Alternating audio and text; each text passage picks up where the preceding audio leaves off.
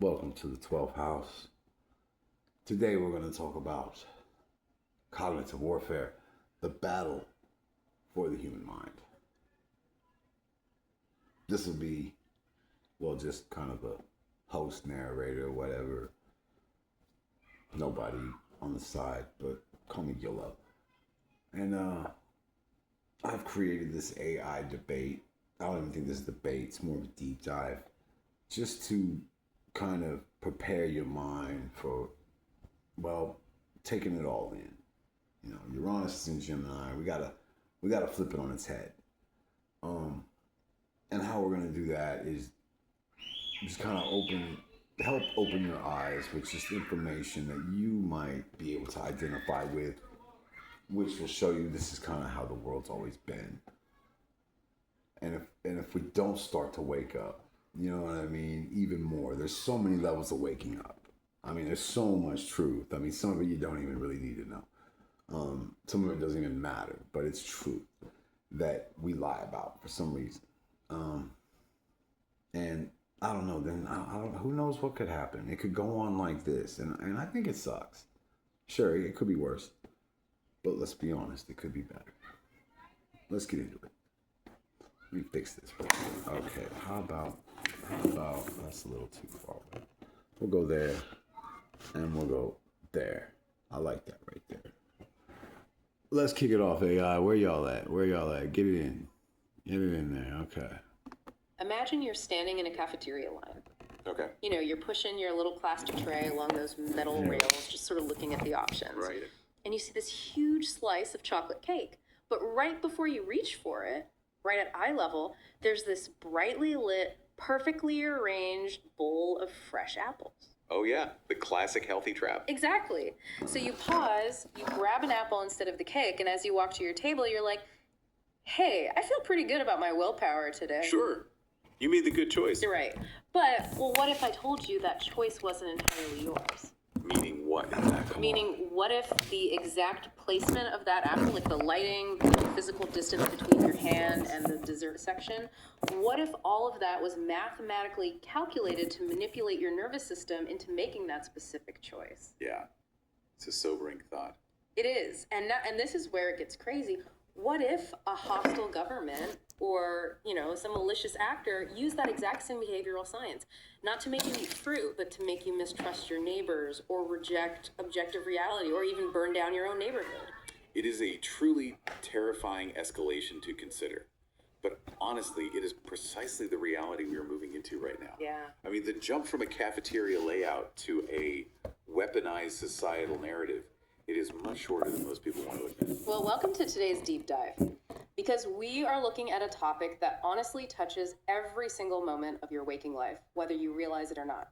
We are talking about the battle for the human mind. Yes. And to understand the absolute gravity of this, we've gathered this fascinating and frankly kind of terrifying stack of sources. It really is a heavy stack. Yeah, we are looking at a 2026 NATO Chief Scientist report on cognitive warfare, a highly detailed paper from the ACT Innovation Hub. That's the Allied Command Transformation, right? Right, exactly. We also have an academic journal article breaking down the behavioral economics of something called nudges, a piece from the U.S. Army War College on a Soviet concept called reflexive control, and finally, this really interesting Substack essay from a newsletter called The 1% Rule. And that one explores how artificial intelligence and cognitive warfare are just totally colliding right now. It is a profound collection of material. I mean, when you view these sources not just as isolated papers, but as the continuum, Right. they tell a very clear, very urgent story about human vulnerability. We tend to think of our minds as these fortresses. Yeah, like impenetrable spaces where our free will just reigns supreme. Exactly. But these documents systematically dismantle that comforting illusion. They really do. And that is our mission for this deep dive. We want to help you, the listener, understand exactly how your perception of reality is being actively shaped right now. Because it is happening. Constant shaping. It's constant. We are going to trace this from the very innocent, everyday behavioral nudges you experience when you're just trying to buy a cup of coffee. Right. All the way up to militarized, AI-driven cognitive warfare playing out on a global scale.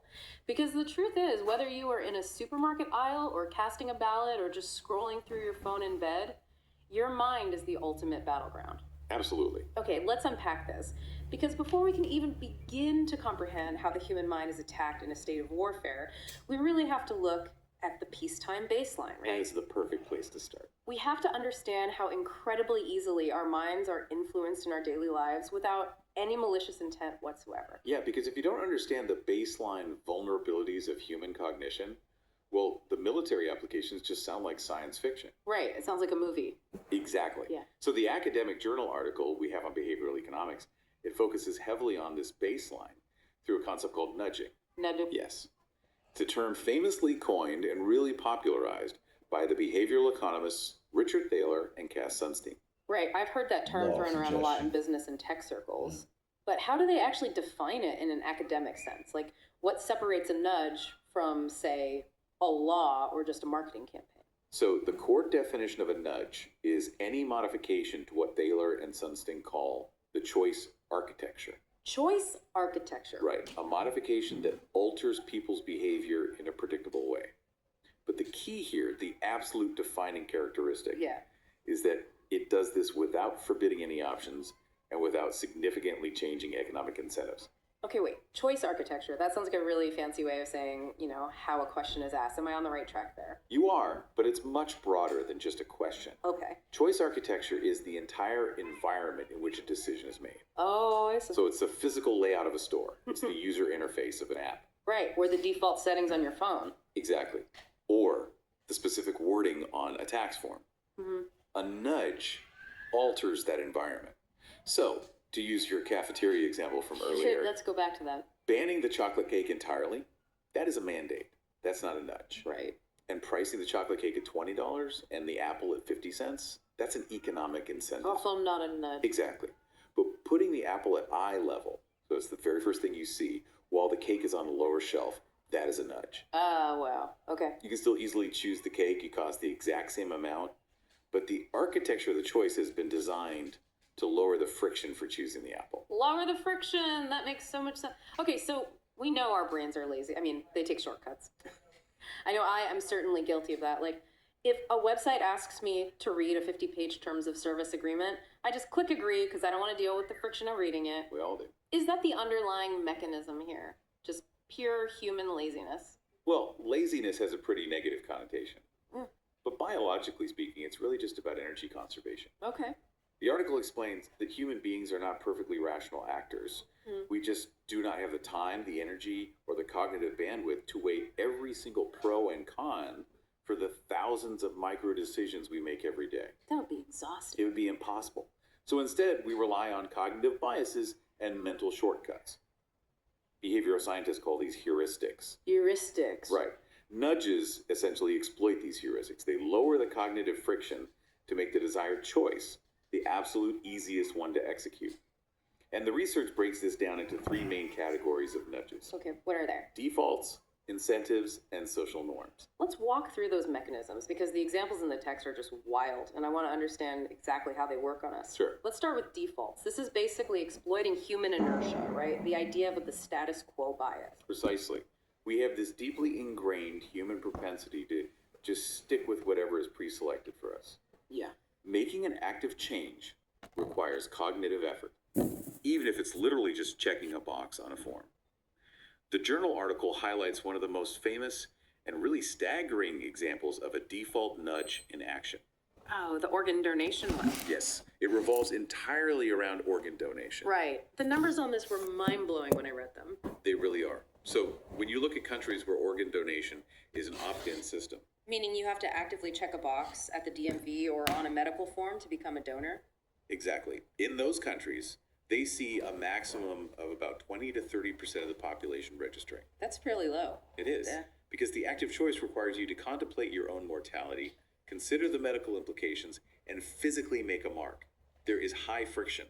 But in countries with an opt-out system where you are automatically enrolled as an organ donor, unless you go out of your way to check a box saying no, the participation rates skyrocket. They absolutely soar. The article notes that in those systems, only about 10 to 15% of people actually bother to opt out.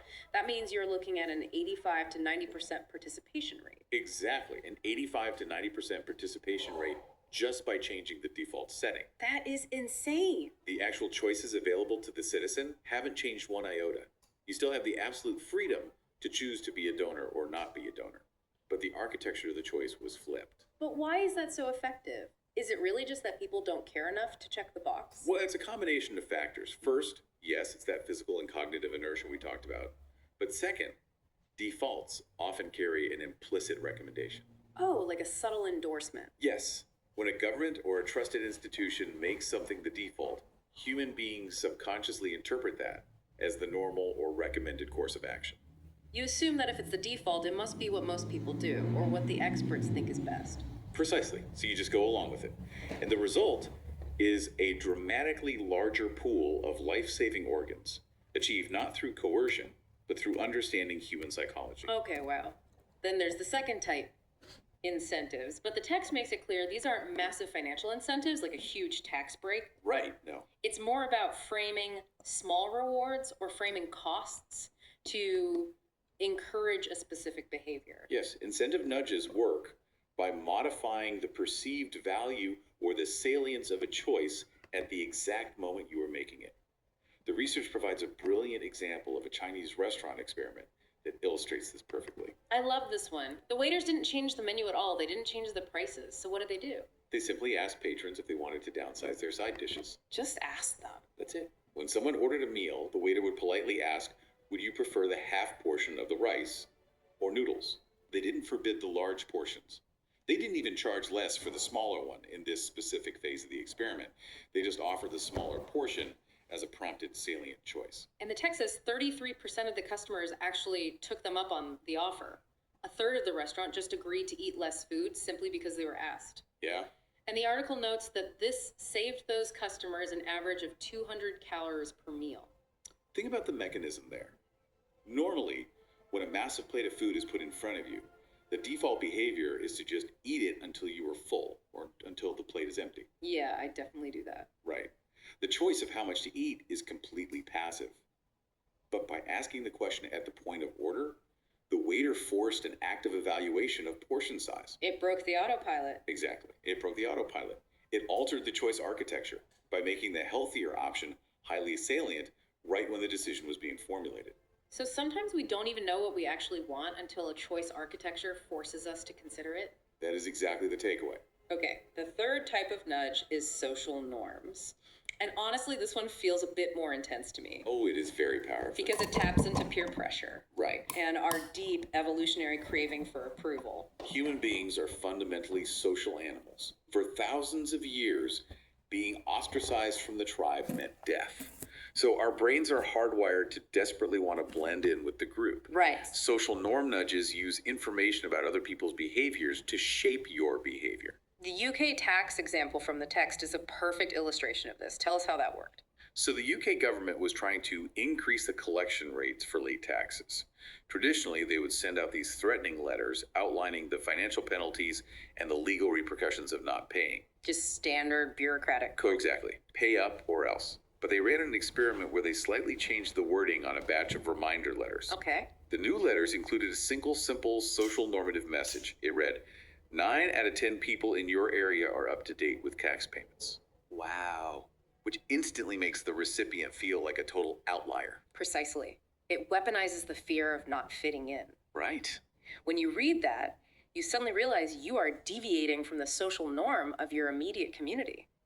The fear of being the bad citizen, the one who isn't doing their part while everyone else is, it's a profoundly powerful motivator. And the result? Tax payments from the people who received that specific letter increased by 15% compared to those who received the standard penalty-focused reminder. That is incredible. No threats, no increased penalties, just a gentle reminder of what everyone else was supposedly doing, and boom, a 15% bump in compliance. Just by tweaking the wording. There was another fascinating environmental example from the UK regarding trash bins that operated on a similar level, right?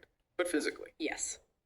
To encourage recycling, a local council introduced a scheme where homes were given 2 separate bins. But the choice architecture was entirely physical. How so? The recycling bin was designed to be a third larger than the general waste bin. Oh, so the physical space itself acts as a visual nudge. Exactly. By limiting the volume available for regular garbage, it creates friction for throwing things away mindlessly. Right, because you run out of room. Yes, it physically pushes you to evaluate your waste and put more into the larger recycling bin. Yeah. It lowers the friction for the desired behavior by simply giving it more physical capacity. That's brilliant. The mechanism across all these nudges, defaults, incentives, and social norms, it is identical. It is about understanding that we take the path of least resistance. Always. Nudging designs the environment, so the path of least resistance inherently leads to a specific outcome chosen by the designer. Okay, stop right there because this is where I have to play devil's advocate. Yeah, You just said a specific outcome chosen by the designer. I did. Wait, so someone in a government office or a corporate boardroom is deciding what is best for me without me even consciously realizing they're doing it? Yes. Isn't this just manipulation dressed up in a friendly sweater? I mean, who gets to decide what the desired outcome should be? That is the central ethical dilemma of nudging, and it is fiercely debated in the academic literature. Critics call this approach libertarian paternalism. Libertarian paternalism, that's a mouthful. It is a term frequently used by philosopher Luke Bovins. The argument is that policymakers are treating citizens like children, that's the paternalism part, by nudging them for their own good, Right. while simultaneously claiming they are still preserving free choice, which is the libertarian aspect. The ethical friction comes from the fact that nudges operate on our subconscious biases. Is it right to shape someone's choices by exploiting their cognitive blind spots? Right. It feels sneaky, even if it's for something objectively positive like saving for retirement, donating organs, or eating healthier. But, and tell me if I'm wrong, transparency is kind of a cop-out, isn't it? How do you mean?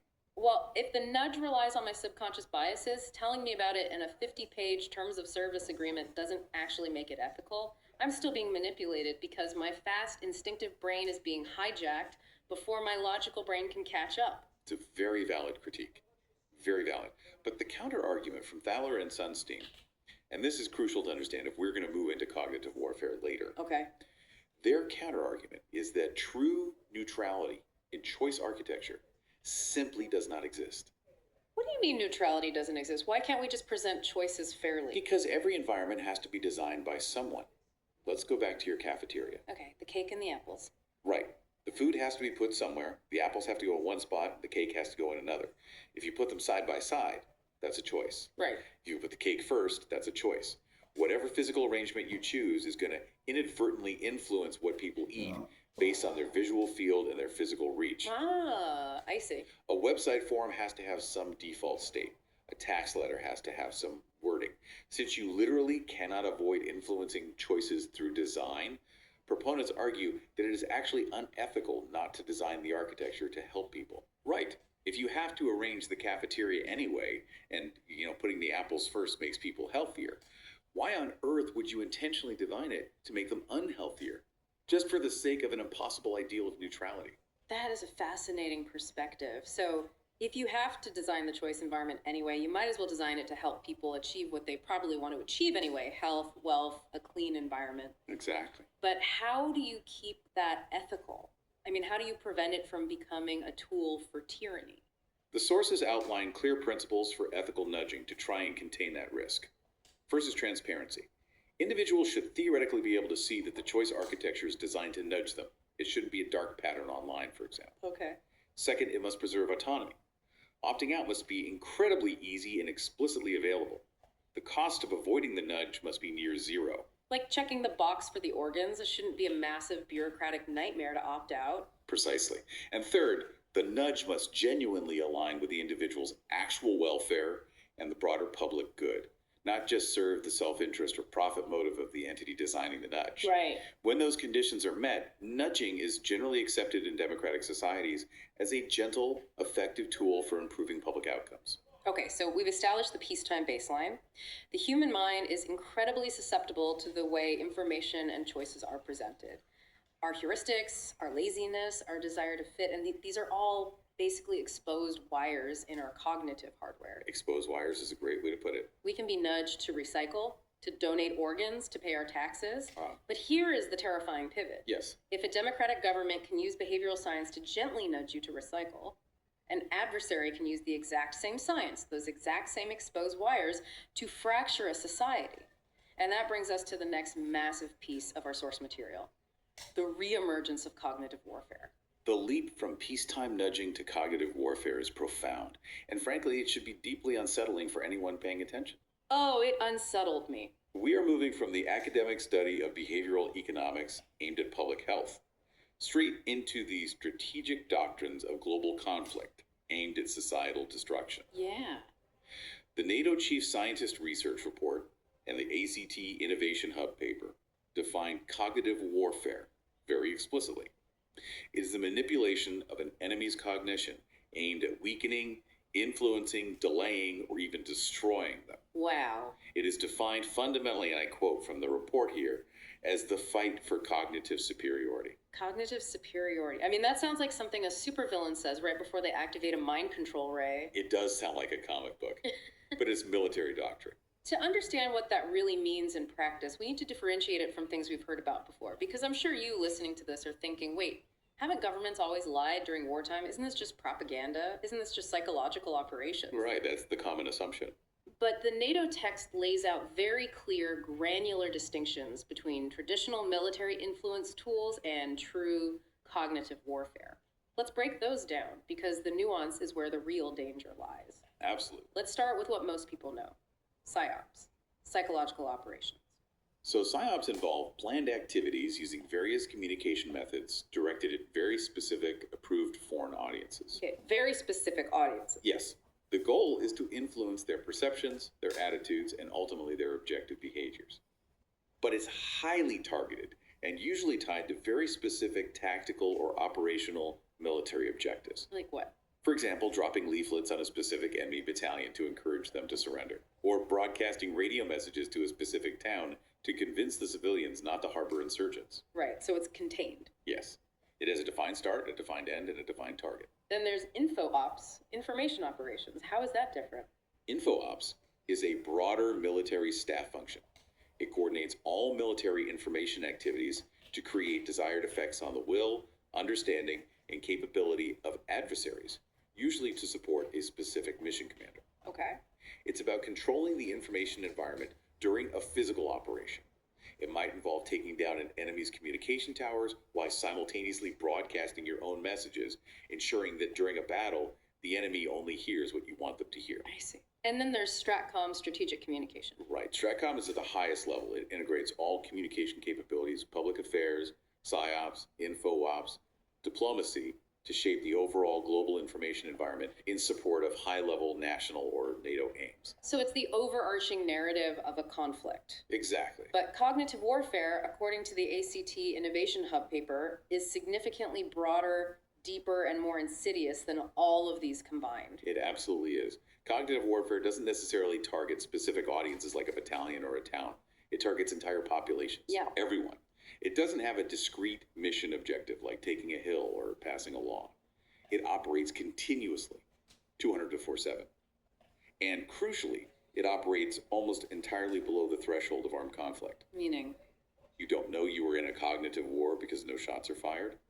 And perhaps most frighteningly, the goal often isn't even to provoke a specific predicted behavior. Wait, if they aren't trying to make us do a specific thing, what is the point? The goal is often just to create chaos, to inject complexity, and to fundamentally degrade the enemy's ability to process reality. It aims to alter behavior by destroying the foundation of trust itself. Oh, why? Because if a society cannot agree on basic facts, it cannot function, let alone mount a defense. You don't need to convince an enemy to surrender if you can convince them that their own government is illegitimate and their neighbors are the real threat. That is deeply disturbing. The NATO report actually reaches back to the 5th century BC to make this point, quoting the legendary Chinese military strategist Sun Tzu. Oh, what did he say? He wrote, "The whole secret lies in confusing the enemy so that he cannot fathom our real intent."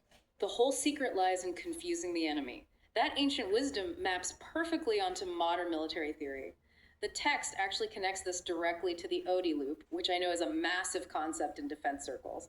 Let's explore that mechanism. Let's do it. So the ODI loop stands for Observe, Orient, Decide, and Act. It was developed by military strategist John Boyd, originally for fighter pilots, right? Correct. It is a foundational concept in understanding how any entity, a pilot, a CEO, or a nation state, makes decisions in a competitive environment. So walk us through how cognitive warfare attacks this loop. Let's break down the loop first. Sure. First, you observe your environment, you take in data. Okay. Second, you orient yourself to that data. This is the most critical phase. Orientation is how you filter the observation through your culture, your genetics, your previous experiences, and your biases. It's how you make sense of what you see. Right. It's making the data mean something. Exactly. Third, based on that orientation, you decide on a course of action. Yeah. And fourth, you act. Then the loop starts all over again based on the new environment you just created with your action. Okay, so let's use an everyday example. If I'm driving, I observe a red light. Right. I orient to it by remembering that a red light means stop, and if I don't stop, I'll crash. Then I decide to hit the brakes, and I act by pressing my foot down. Perfect example. Now, traditional warfare, kinetic warfare, tries to stop your action. It blows up your car so you literally can't drive. Right. But cognitive warfare completely bypasses the decide and act phases. It specifically targets the observe and orient phases of an adversary's loop. How so? How do they target those? If an adversary can corrupt what you observe, say, by flooding your social media feeds with deep fakes and synthetic realities, they poison your data intake. Okay. But more deeply, if they can corrupt how you orient to that data by manipulating your biases, your cultural touchstones, your trust in institutions, they shatter your ability to make sense of the world. Oh. If your observation and orientation are corrupted, any decision you make and any action you take will inherently be flawed. You will defeat yourself before the enemy ever fires a shot. So going back to the driving example, Yes, you might observe a green light, but your corrupted orientation tells you it's a trap. So you slam on the brakes in the middle of the intersection and get hit anyway. so to use an analogy, if traditional warfare is blowing up a bridge, Right. and cyber warfare is hacking the bridge's electronic toll booth so no one can pass, Yes. cognitive warfare is convincing the entire population that the bridge doesn't actually exist, or that it was built by a secret cabal to poison them, or that crossing it will strip them of their identity, so they actively choose to tear the bridge down themselves with their own bare hands. That is an exceptional analogy because it captures the exact shift in the strategic landscape. The target set has fundamentally expanded beyond physical infrastructure. We aren't just blowing up bridges anymore. No, we are no longer just looking at discrete military platforms, tanks, ships, aircraft, or even power grids. The target set now encompasses human cognitive and social systems. We are talking about attacking trust networks, identity narratives, and institutional legitimacy. Yeah. The battlefield is literally the human mind itself. Which brings us to a really dark question. The actual arsenal. Like, Right. how exactly is this attack on the mind physically and psychologically carried out? We know they want to confuse us, but what are the weapons? The 2026 report by Dr. James Giordano for the National Defense University breaks this down into terrifying detail. It really does. He outlines 3 distinct but overlapping levels of cognitive engagement: biological, psychological, and social. Let's start with the biological level, which the report bluntly calls manipulating capacity. Manipulating capacity. This is where cognitive warfare intersects with cutting edge and honestly sometimes frightening science. Yeah. The biological level isn't about ideas, it directly targets the physical nervous system. The report discusses neuroscientific techniques and technologies, broadly referred to as neuro-ST. Neuro-ST. What does that mean in plain English? Are we talking about microchips in the brain? Well, the goal here is to assess and affect physiological functions to alter cognitive capabilities. This means using technology to disrupt, direct, degrade, or even improve mental states, decision-making, and actions at a literal physiological level. How? Give me an example. It can be pharmacological, new classes of chemical cognitive enhancers or degraders. Drugs, basically. Yes. Or it could be directed energy. For instance, transcranial magnetic stimulation used to inhibit specific areas of the brain responsible for risk assessment or moral reasoning. Wait, you mean shooting a magnetic pulse to turn off the part of the brain that feels guilt? Essentially, yes. Literally changing the biological hardware of how a brain functions. That is insane. Okay, then there's the second level, the psychological level, which the report calls manipulating interpretation. Right. Once you understand or alter the biological capacity, you move to the psychological. This level focuses on influencing how we frame information and process emotions. Okay. It relies heavily on AI-enabled stimuli, often deployed on social media platforms, to exploit our psychological vulnerabilities. And this is where it ties back to the nudges we discussed earlier, right? Exploiting our heuristics. Exactly. Yeah. But crucially, Dr. Giordano's report notes a horrific synergy here. A person's susceptibility to this psychological manipulation could be preconditioned using those neurotechnologies we just mentioned. Wait, what do you mean preconditioned? Imagine using a non-invasive wearable device, or even a targeted frequency, to alter a population's physiological arousal states. You mean making them nervous? Yes. You artificially increase their baseline anxiety, or you degrade what neuroscientists call attentional gating. Attentional gating, what is that? It's the brain's ability to filter out irrelevant information. If you biologically degrade their attentional gating, they become hyper-receptive to the psychological noise and AI-driven influence. You then flood into their environment. Okay. You weaken the immune system before introducing the virus. That is deeply disturbing. So they physically alter your brain so you can't ignore the fake news they're about to show you? Precisely. And finally, the third level, the social level, or manipulating cohesion. This is the macro level. It's the culmination of the biological and psychological attacks. It's about influencing shared narratives, public values, and cultural memory. Okay. The goal of cognitive engagement at this social level is to fracture societal cohesion, to weaponize identity politics, and to create epistemic chaos. Epistemic chaos, meaning a state where people can no longer agree on how we know what we know. A society where the very concept of a shared objective truth has just evaporated. Yes. And NATO emphasizes that this front is not just military, it is fundamentally societal. It targets the very fabric of a nation. Now, the ACT Innovation Hub paper introduces an acronym here that feels like something ripped straight out of a William Gibson cyberpunk novel. The NBIC tetrahedron. Yes, nano, bio, info, and cogno technologies. It is the convergence of nanotechnologies, biotechnologies, infotechnologies, and cognotechnologies. The military project goal here is to develop what they call an augmented human operator, or a hybridized man system. Okay, let's ground this. What does a hybridized man system actually look like? Are we talking about a cyborg super soldier? In the long term, yes. We are looking at a future, and in some defense research sectors, a present that merges wearable tech, neural computing implants, perception augmenting hybrids for vision and hearing, and chemical cognition enhancers. Wow. Imagine a soldier whose neural implant allows them to directly interface with a drone swarm, while nanobots in their bloodstream optimize their oxygen processing, and an AI overlay in their visual cortex highlights threats before their conscious brain even registers them. Okay, that sounds incredibly advantageous for our side, but the implications for the adversary side are staggering.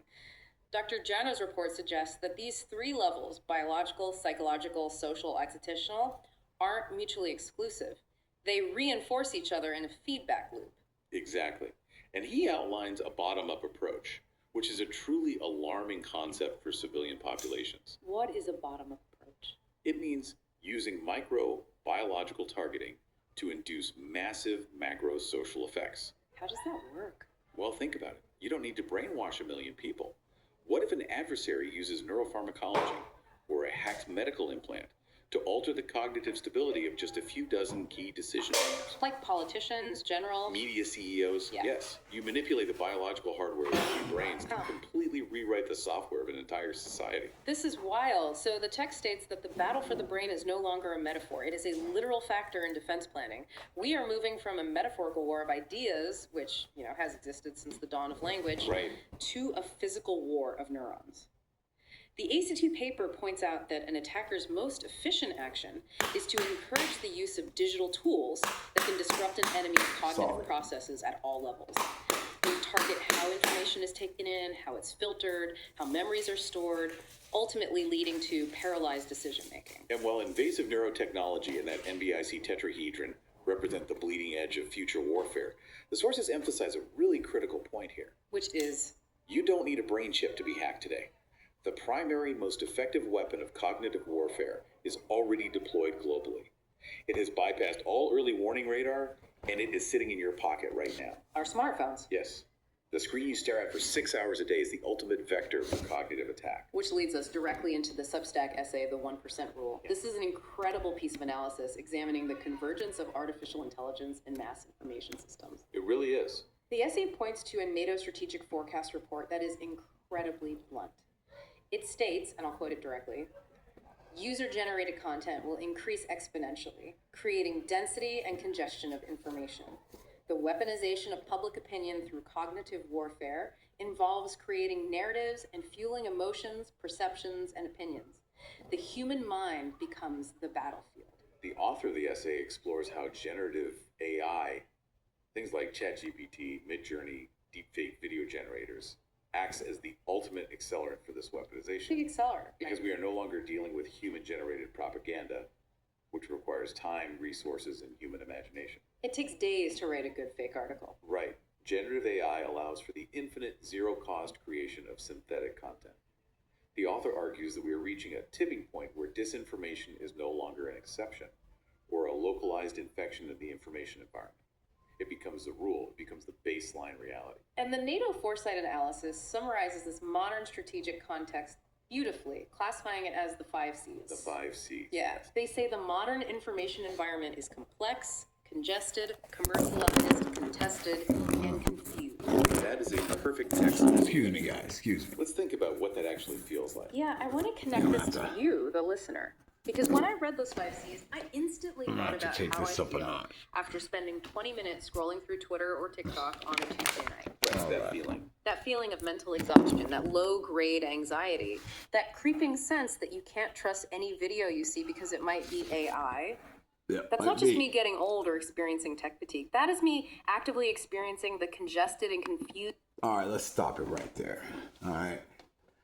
So AI did a good job, but even the information, the 10 sources, that they generated all this from, and then, became a deep dive of it. It doesn't really touch on the deep hypnosis we're already in, which is pretty much outlined in our history.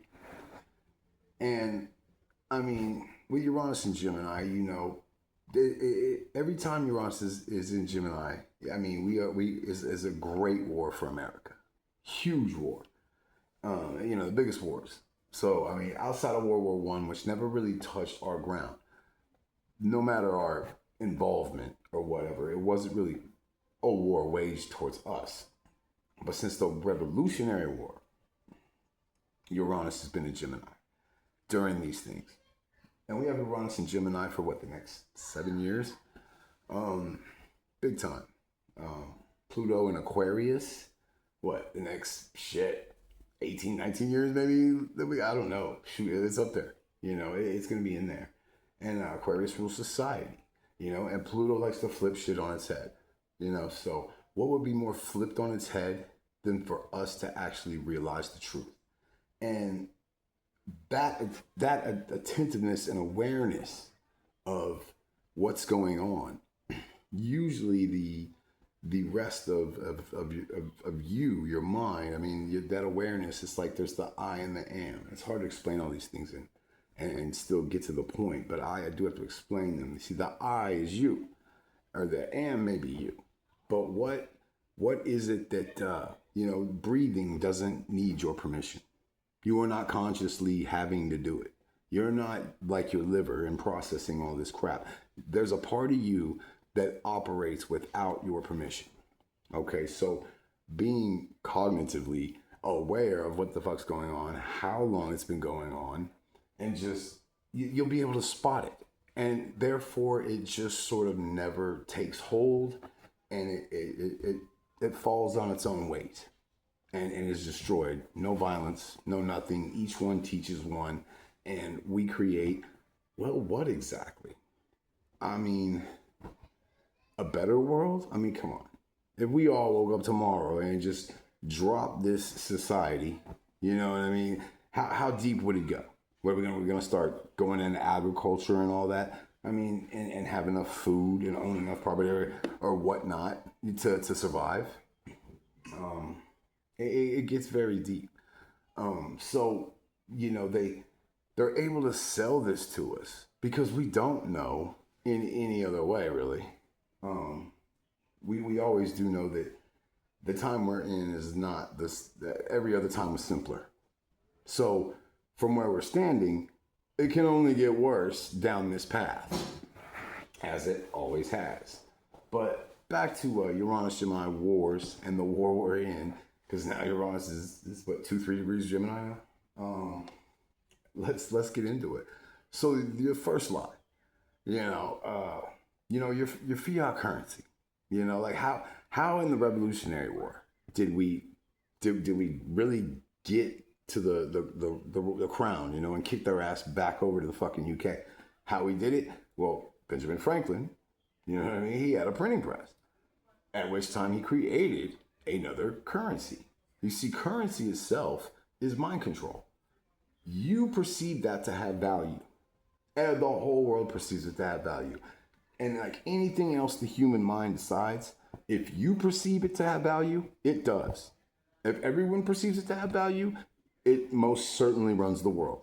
And what is this fiat currency? Well, it's now turning into no longer, they don't even want to print the dollars and bills no more. They're getting lazy. They just want to print numbers on the screen where it's endless. And everybody will accept it, and that's what it'll be. And really, in a real situation where real resources are needed, like that, there is no computers, you know what I mean? And what's that paper going to do for you? Try to wipe your butt with $100 bill. Okay, it's not even going to make sufficient toilet paper. Okay, it is literally worthless. But we perceive it differently, therefore it is. Now, when we start to perceive their tactics differently, and we know it's a tactic, and we know it's to try and nudge us into, well, as we see times getting worse, who can sit here and tell themselves they're nudging us towards a better world? They're not. All right, they're not. They're more power and us more death and slavery. And another year on is Gemini War, the Civil War. Now, here is where real mind control, and I don't know if it was the Civil War itself. The Civil War happened for the Civil War, but I'm sure there may be some listeners who were actually sat in the classroom and taught that it was to end slavery. So let's dissect that a little bit. You telling me in those days, a bunch of white men in the North suited up, left their families, and came to kill other white men in the South to free another man, to free the black man. Let's just chew on that for a minute. Let that sit there for a second. You probably already are like, yeah, that's a little much. Okay? Every race, every whatever culture is, everyone's had to fight to be free. Yet, we're still not even free. When you look at if you were to read the book, The History of Georgia, the one written in 1950, it describes slavery and how things were going on then, as the slaves, as they like to call them, would work in the fields, barbecue, fucking free range chickens, you know what I mean? They'd be on the barbecue, they sung slave songs while they worked in the field. Or you were room and board, you had access to women, you had your kids, you know what I mean? And there was typically more of you on any plantation, more of your race, that you're all supposed to be slaves, than there ever was any of them white folks. Okay, so you could have took over at any time, but you didn't. You liked your life. Why? Because people came over to Africa and bought them from black slave traders who kidnapped you, or you were criminals or whatever. And for whatever reason, no one ever revolted because it was a better life. That is why.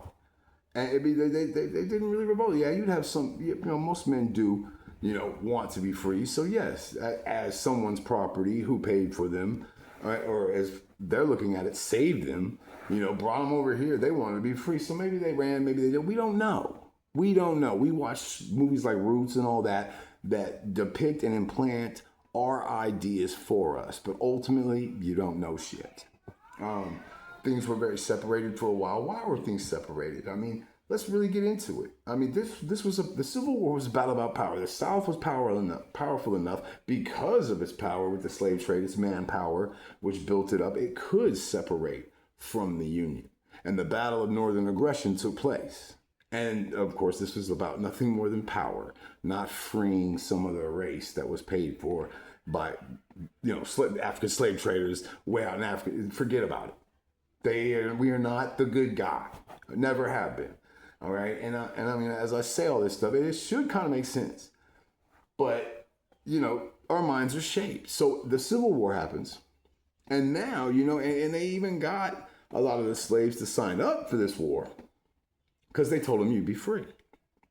40 acres and a mule, whatever. Which they lied. And because none of us were free to begin with. All right, this world itself sets a rule that laziness will not be rewarded.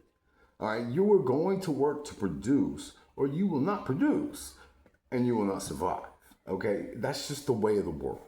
All right, so it isn't necessarily slavery until after the Civil War, which I'm going to argue that we nowadays are all slaves now. You know, if taking 100% of your wages is slavery, then at what percent is it no longer slavery?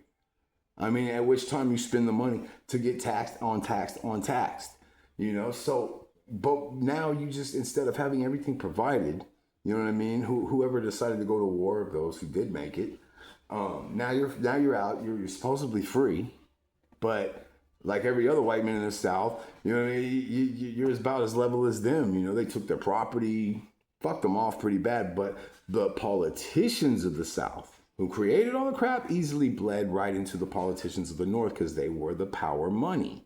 They were never in a fight. They just paid for things. Okay, so bam. They bled into the government. It was unionized again, and now they've enslaved everyone. After, of course, wiping out a great deal of lives. So here we are. Now we're all slaves, but you, much like the white slave, the black slave, now you get currency, okay, for your working, okay? And now instead of having your room and board taken care of at the plantation, now you get to pay rent, which they'll raise and never lower at their own discretion. And here we are. So that was the Civil War.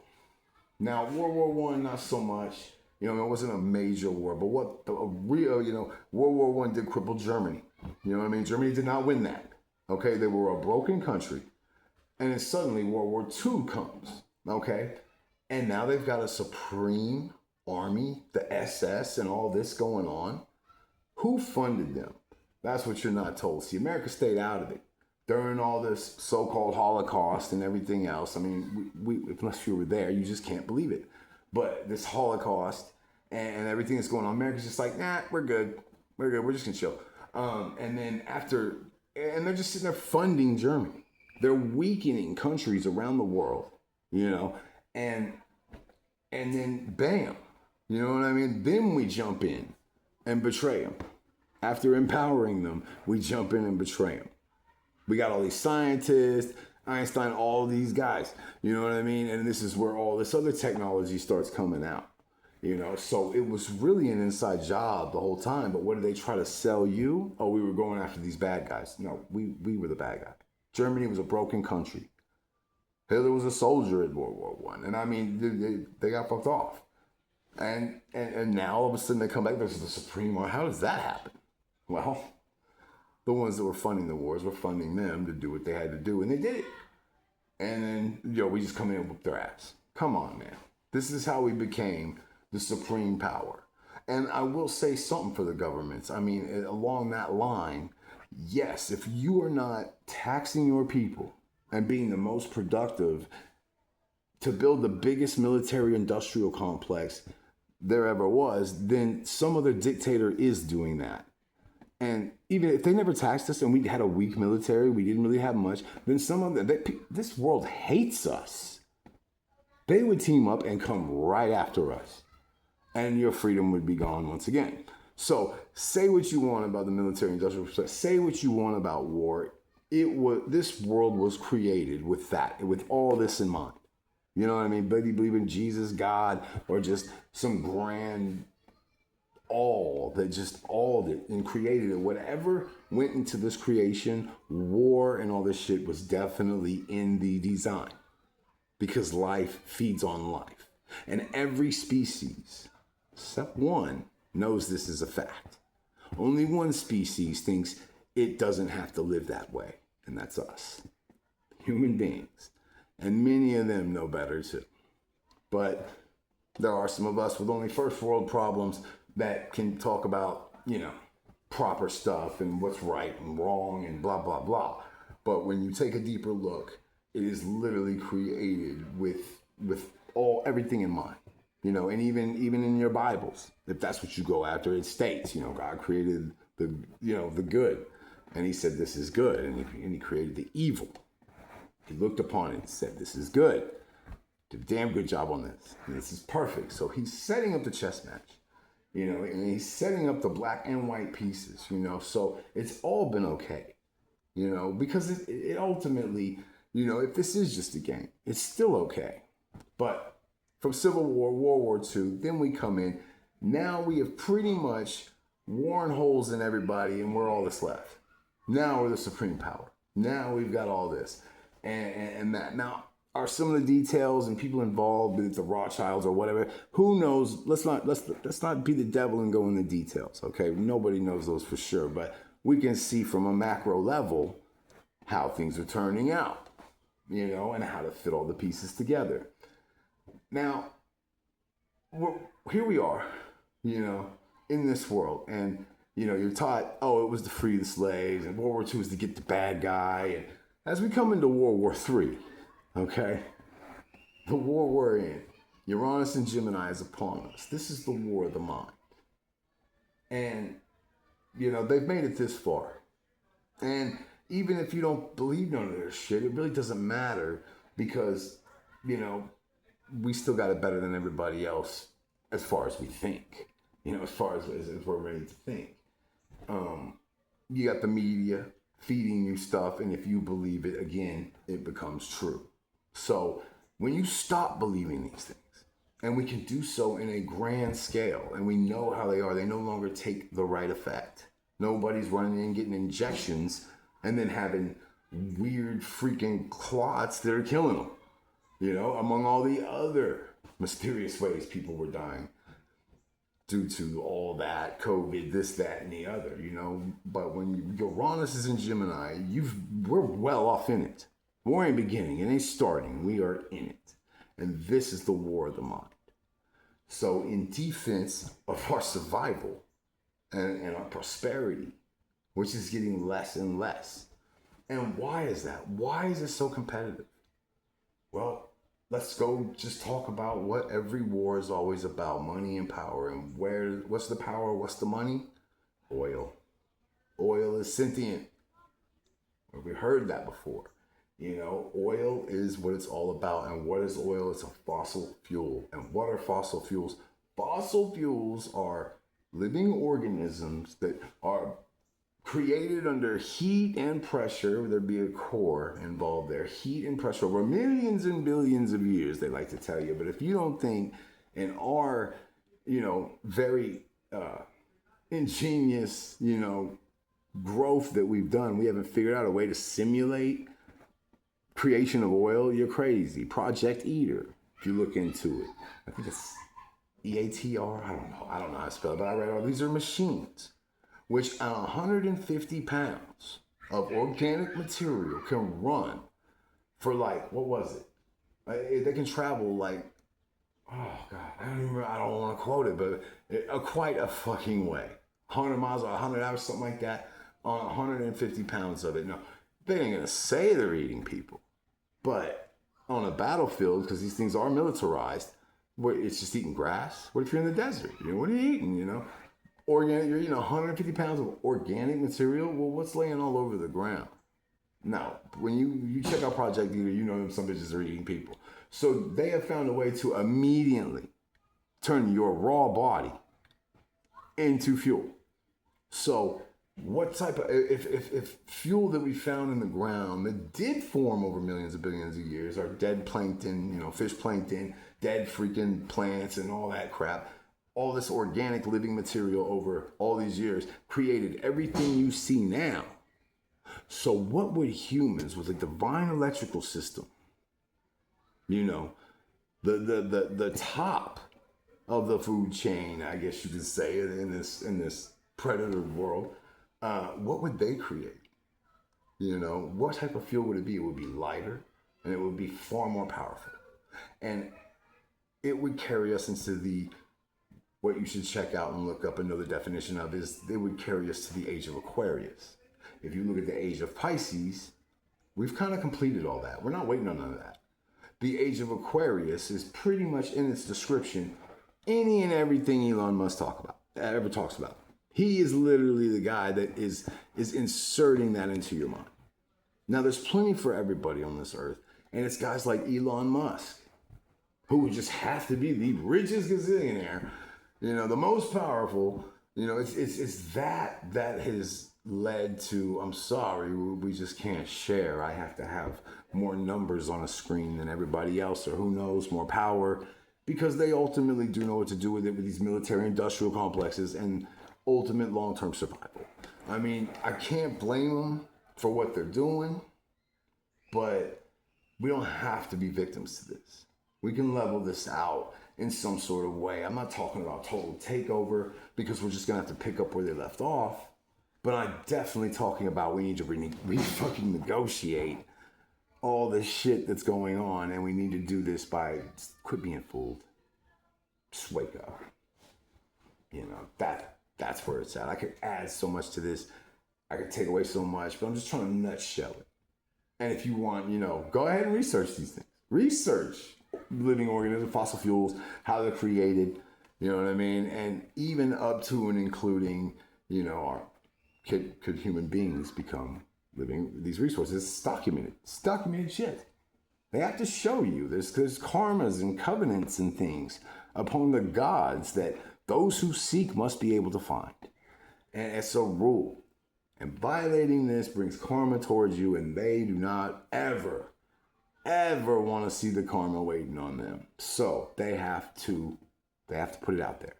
The question is are you going to be able to, mentally even get on a level to where you actually even look at it?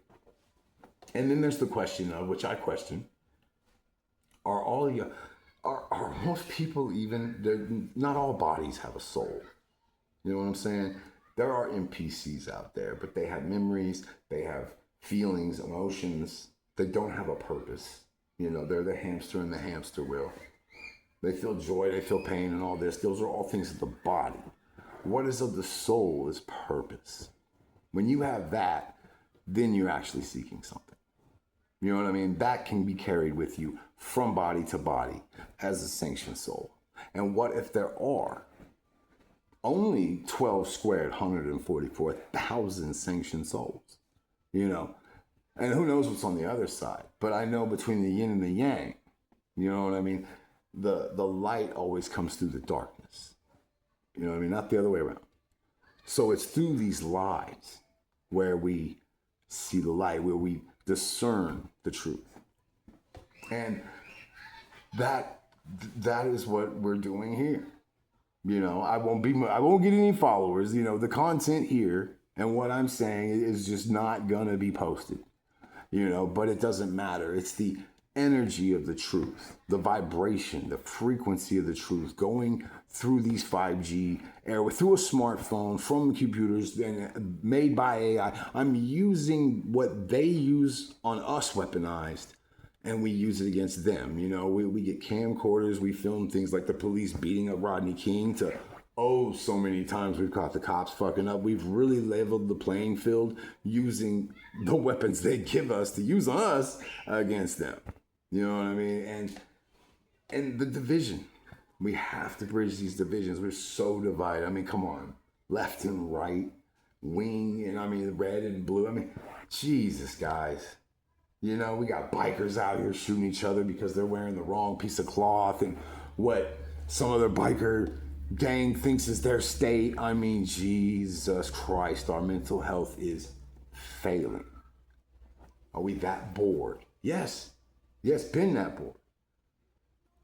In cultures like the MC culture, motorcycle club culture, these things used to be about freedom and preserving it. And that's when the cops were really bad on you. Now there's so many freaking Masons and infiltrators in that fucking life because, well, that was a life and culture full of kind of rough and tough men, ex-military and things like that met every month, every week, some every week, some, monthly. But these are men that meet and have connections all over the world. There is not a bigger group, domestic group that the CIA and every fucking federal, it would not investigate. There was, name another one. Now, I'm sure there are other ones, but not another one bigger than that. And these are just regular 9 to 5 guys, man, that just believe in the open road and freedom.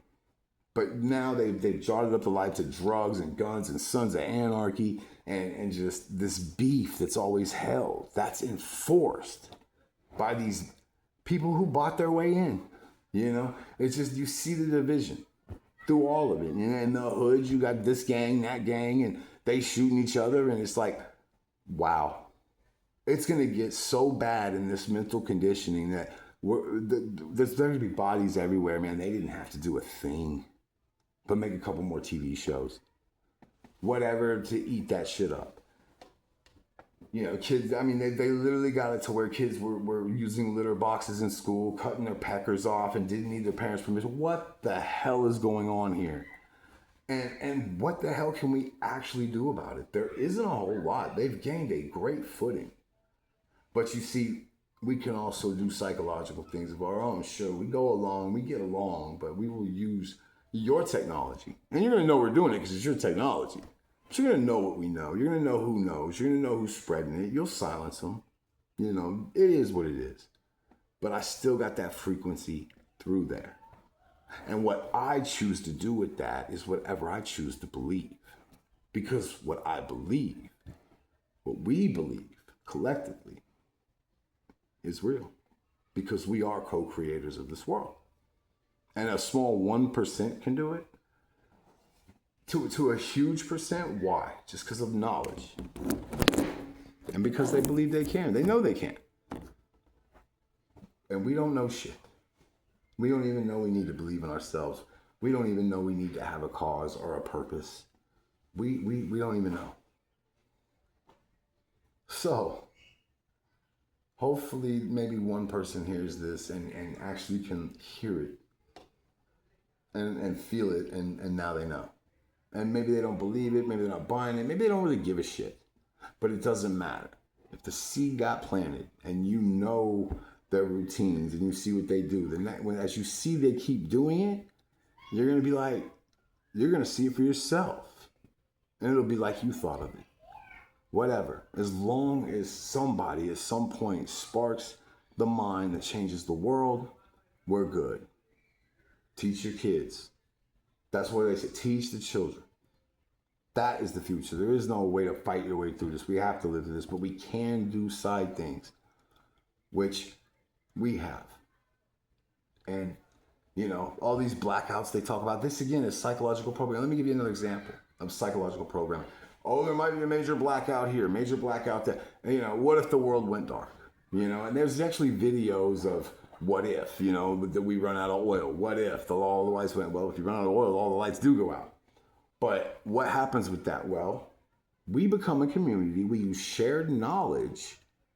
And automatically, we're working probably way less. You know, we're 3 times less and producing more because we're just worried about the raw things. And collectively, we can build them together very easily. As far as the 1%, well, if all the lights go out, they can't collect taxes. If they can't collect taxes, they're absolutely dead. They have to get out there, get a shovel, and get to work. And hope that God none of us recognize them. Because they're going to be the ones responsible. But a major blackout, they try to make it your fear when they talk about these things. But it's their biggest fear. So don't worry. A major blackout, your government is going to do everything in its power to make sure you can pay those taxes online. You know, you can get to your job, you can pump that gas. They have to maintain this because they want it all. And the minute they can't maintain it, we don't have to do anything. It's all gone. All we have to do is try and survive together. And they could do the same. It's just after having everything, it's going to feel good. If they have everything, it's going to feel bad to them. But life's never been easier for us. It'll never be more plentiful for us. And that's what you don't know. And you may never. But eventually, if we could figure it all out, you'll know. They gave us plenty. They gave us a heaven. We created a hell. And that's all in a nutshell. Where it comes from, what it's about. It's all right there, man. What do we do with it, though? How do we go forward with that? I don't know. Maybe you do. Maybe you can figure something out, and maybe you need to start posting videos or streaming it out and just talking to the people. And let spirit guide them to you. The right people. I don't want a big audience. I want that one guy, that one girl, that one, what do they call it? Us, that, them, or non-binary, whatever the fuck you are. You think you are. Just, if you know how to do this, if you want to carry on this sword, the fight's already there, man. If you want to pick it up, we'll hand it to you. But you got to seek it. You got to want it. And I think that's all I got. This is Gillo. This is the 12th House Conversations. And I thank you for joining. Have a good evening.